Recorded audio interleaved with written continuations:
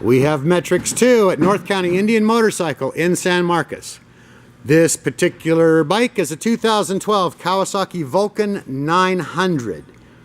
Water-cooled 903cc V-twin engine and a 5-speed transmission. This bike may look black on the screen and video in our studio with the lighting such as it is.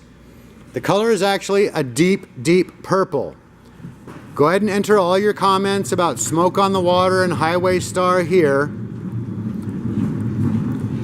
Previous owner put some nice saddlebags on it, quick detach, Velcro and zipper, making it easier to get them off. Just take the whole thing into your hotel room.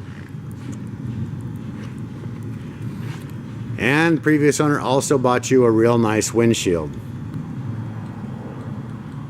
Didn't check the miles, did I? Let's do that.